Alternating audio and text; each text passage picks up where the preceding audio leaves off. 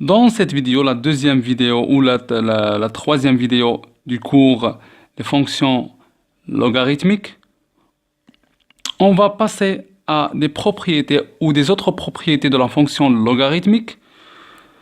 Ce sont des propriétés algébriques de la fonction logarithmique. Qu'est-ce que ça veut dire algébrique? C'est-à-dire qu'ils nous servent dans les calculs. Ils nous aident à calculer des valeurs où il y a le logarithme népérien. Ok? La première propriété, c'est une propriété principale, c'est une propriété fondamentale. Et de cette propriété, on va trouver d'autres propriétés. Voilà, à partir de cette propriété. Voilà. Je vais écrire ici propriété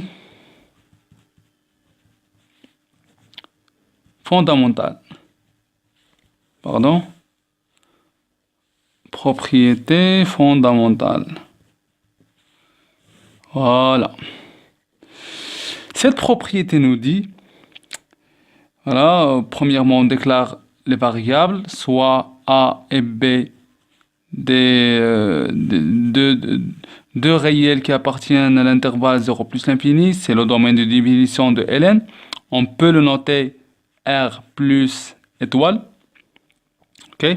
R plus, c'est-à-dire 0 plus infini, étoile, on exclut le 0. C'est bien. C'est une bonne notation. Alors, on a Ln de A fois B est égal à ln de A plus ln de B. C'est-à-dire la fonction logarithmique change la multiplication à une addition. C'est une propriété fondamentale. Ln de A fois B, c'est ln de A plus ln de B. Ce sont des propriétés qui ont une relation avec la définition de la fonction logarithmique. Je peux faire une vidéo où je vais parler de ce sujet, l'origine de la fonction logarithmique, pourquoi on a fait une fonction logarithmique, à quoi nous servent les fonctions logarithmiques. Ok. Dans toute cette propriété, je vais travailler avec A et B dans R plus étoile. La deuxième propriété, c'est de la division. Ln de A sur B, c'est ln de A moins ln de B. Ok? Voilà. B est différent de 0. On peut faire A sur B. Tout est bien.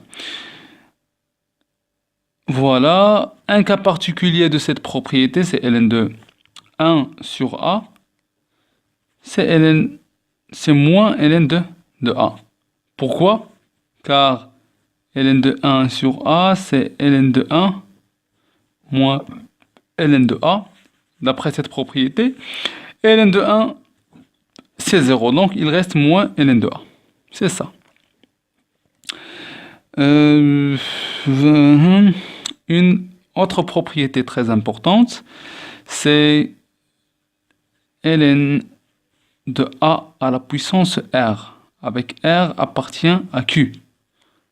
Il peut être un entier relatif, c'est-à-dire appartient à Z, comme il peut être un quotient, appartient à Q. C'est écrit comme 2 sur 3, 4 sur 5, etc. Ln de A à la puissance R, c'est R ln de A.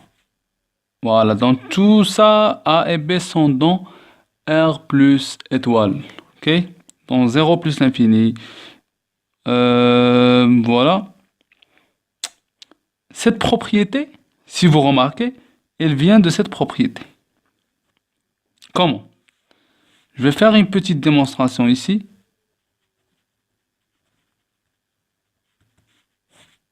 Regardez, ln de A à la puissance R, c'est ln de A fois A, combien de fois? R fois.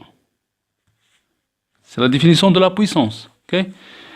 D'après cette propriété, hein, c'est ln de A plus ln de A plus ln de A plus ln de A plus ln de A.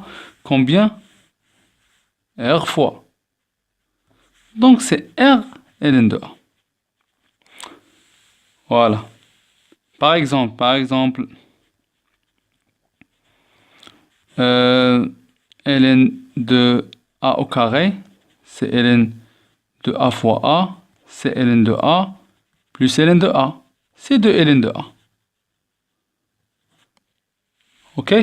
Ln de A à la puissance 3, c'est ln de A fois A fois A, c'est ln de A plus ln de A plus ln de A, c'est 3 ln de A. Ok? C'est bien facile. Donc, en général, on dit que ln de A à la puissance R, c'est R ln de A.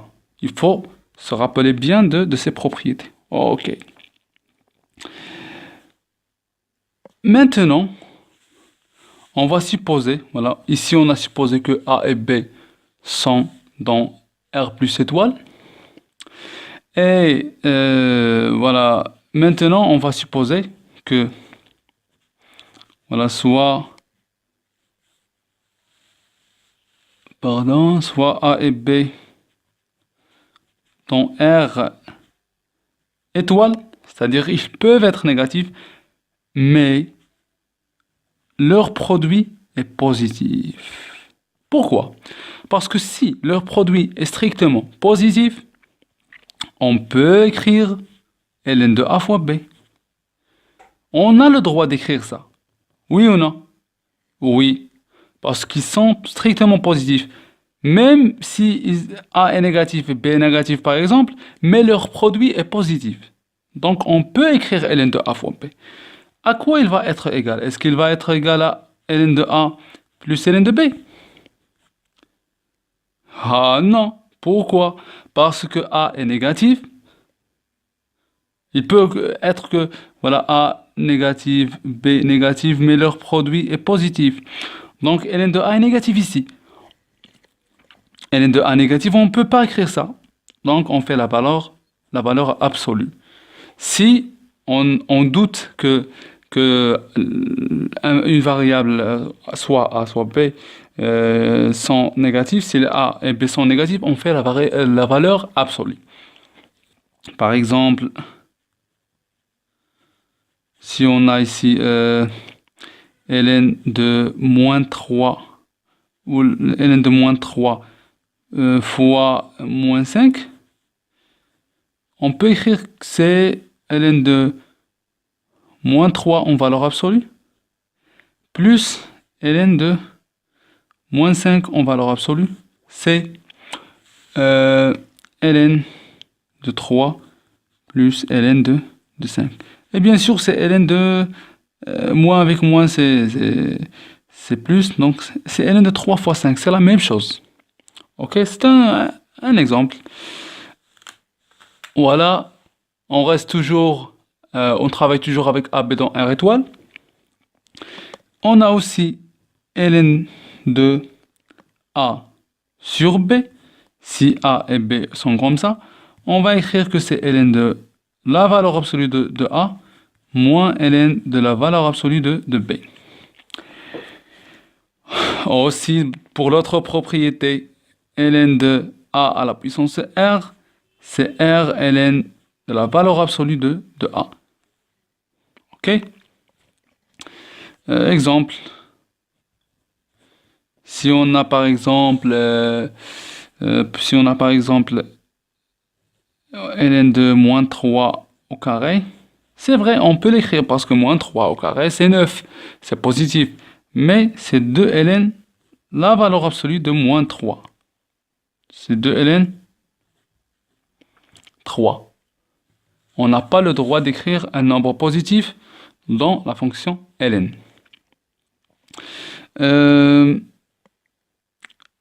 Il se présente un cas particulier aussi, si on a ln de A, ln de racine A, c'est 1 demi, pardon, ln de racine A, c'est 1 demi ln de A.